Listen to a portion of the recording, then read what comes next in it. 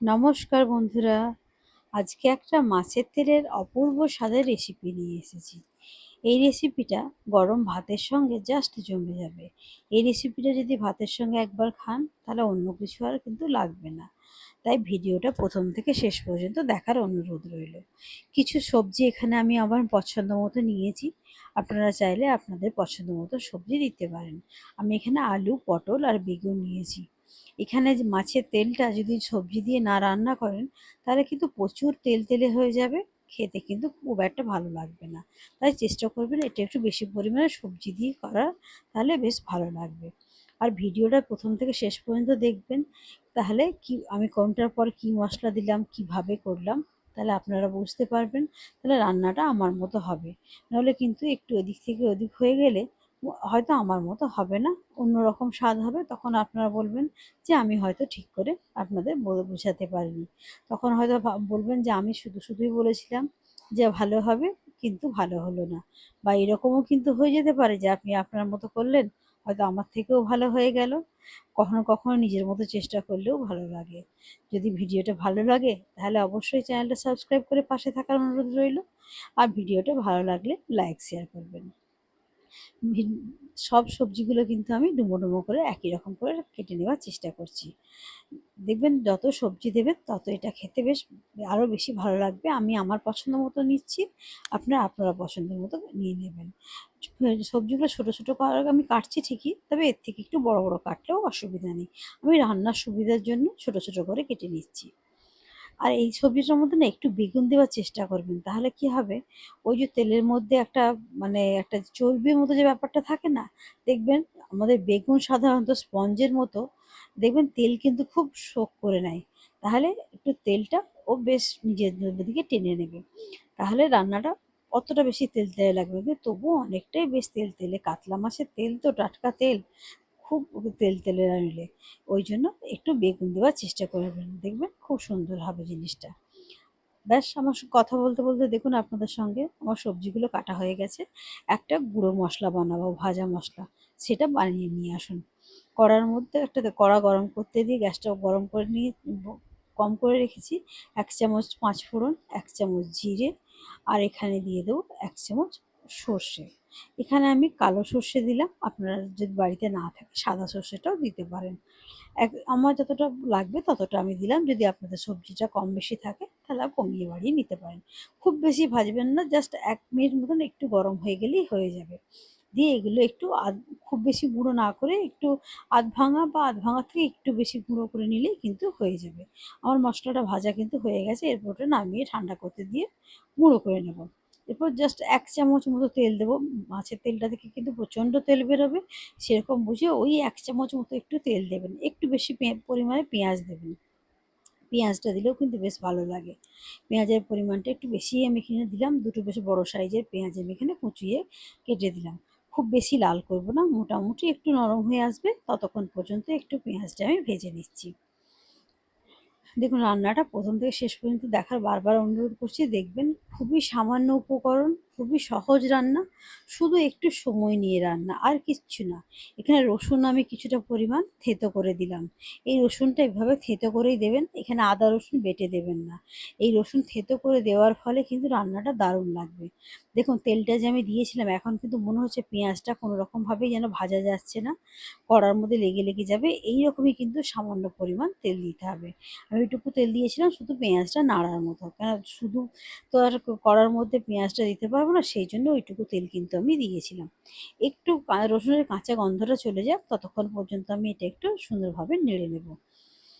এই যে রান্নাটা হবে, যে এই মাছের তেল খায় সে তো চেয়ে চেয়ে খাবে, কিন্তু যে খায় না হয়তো দেখবেন সেও একবার একটু ট্রাই করতে চাইবে। দেখুন এটা আমার হয়ে গেছে মোটামুটি, এর থেকে বেশি ভাজার আমার প্রয়োজন নেই মনে হচ্ছে। এরকম মোটামুটি ভাজলেই কিন্তু হয়ে যাবে। দেখুন এরপর ভাজলে কিন্তু আমার কড়াটাও লাল হয়ে আসছে। এরপর এর মধ্যে আমি দিয়ে দেবো মাছের তেলটা, ধুয়ে তো পরিষ্কার করেই রেখেছি মাছের তেলটা।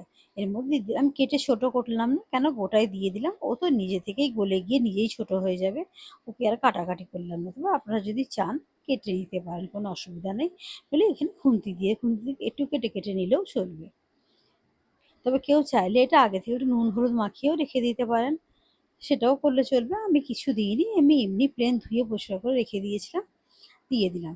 দেখুন দেওয়ার একটু পরে কীরকমভাবে তেলটা ছাড়তে শুরু করেছে সঙ্গে সঙ্গে, মানে এর যা তেল থাকে না, খাসির চর্বিকেও হার মানিয়ে দেবে। এরপর আস্তে আস্তে অল্প অল্প করে মশলাগুলো আমি দিতে শুরু করব। স্বাদ মতো নুন দিয়ে দিলাম, হাফ চামচ হলুদ,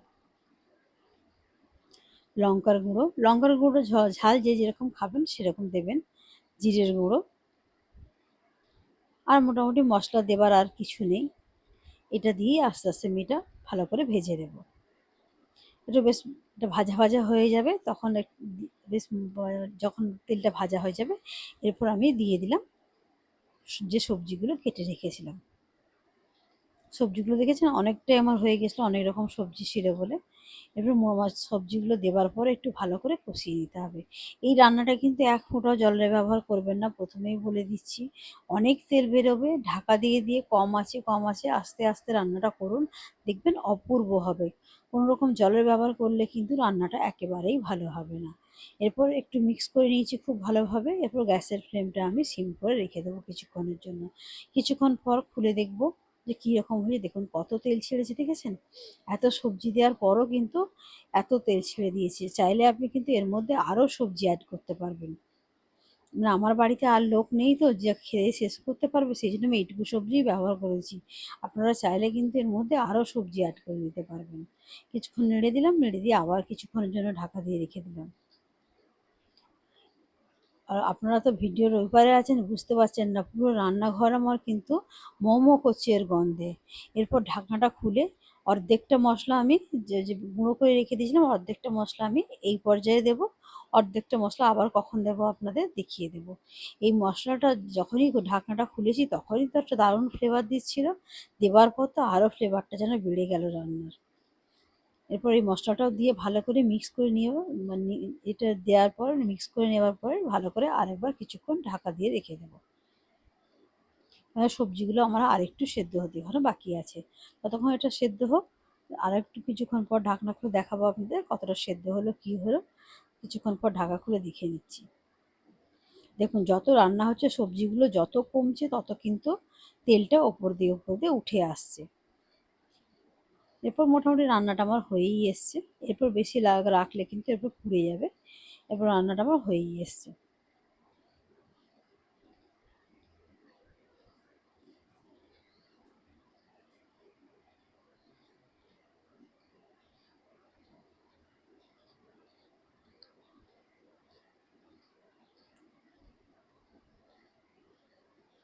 বেশ সুন্দরভাবে হয়ে গেছে। গ্যাসের ফ্লেমটা আমি এরপর অফ করে দিলাম।